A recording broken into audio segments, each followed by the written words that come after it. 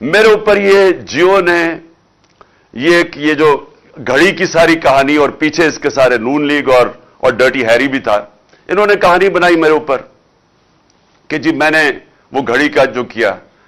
اب اگر مجھے پاکستان کی، میں کیس تو یہاں بھی کروں گا، لیکن پاکستان کی عدالتوں میں مجھے افسوس سے کہنا پڑتا ہے کہ مجھے یہاں انصاف نہیں ملے گا. اس لیے میں امریکہ جا رہا ہوں، اس کے اوپر کیس کر رہا ہوں، میں برطانیہ اس کے اوپر کیس کر رہا ہوں، یہ جیو اور شکیل الرحمان اس کا یہ جو گروپ ہے، اور میں دبئی میں کیس کر رہا ہوں. اور میں آج آپ کو کہتا ہوں کہ میں کیوں وہاں کر رہا ہوں، کیونکہ مجھے پتا ہے مجھے انصاف ملے گا وہاں. مجھے پتا ہے کہ اس نے جو میرے اوپر میری عزت کی توہین کی ہے، مجھے پتا ہے کہ وہاں ان کی عدالتوں میں، کیونکہ میرا کیس لڑا ہوا ہوں وہاں، بہت بڑا کیس ہوا تھا میرا اور ایئن بوتھم کا برطانیہ کی عدالت میں. وہ مین ہیڈ لائنز کیس تھا، 3 ہفتے وہ کیس چلا تھا. مجھے پتا ہے وہاں عدالتیں کیسے چلتی، اور وہ بھی یہی تھا، ہرجانہ کا کیس تھا. تو مجھے تو پتا ہے وہ کیسے چلتا ہے، اور مجھے پتا ہے کہ جو اب انہوں نے جو کیا ہے، اس کے اوپر جو ہرجانہ ہوگا، اس کے اوپر جو ڈیمیجز ہوں گے، میں اس لیے چاہتا ہوں کہ پاکستانی قوم دیکھے گی کیا ہوگا.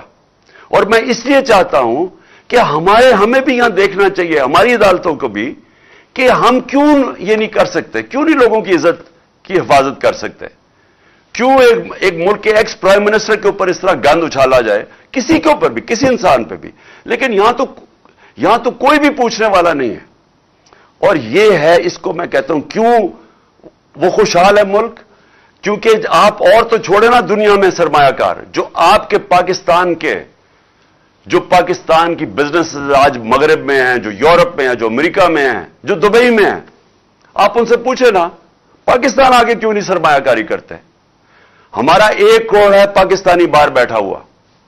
اگر 5 لاکھ پاکستانی باہر بیٹھے ہوئے فیصلہ کر لیں کہ ہم نے پاکستان میں آ کے سرمایہ کاری کرنی ہے، آپ یہ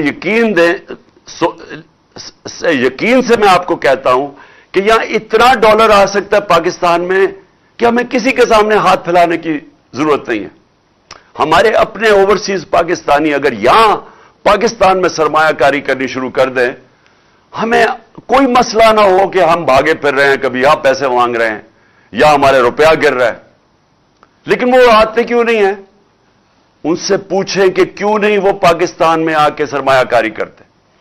سب سے بڑا مسئلہ یہ ہوگا، ایک انگریزی کا لفظ ہے کانٹریکٹ انفورسمنٹ. ان کو یہ خوف ہوتا ہے کہ اگر ان سے یہاں کوئی فراڈ ہوگا تو یہاں ان کو کوئی تحفظ نہیں ملے گا.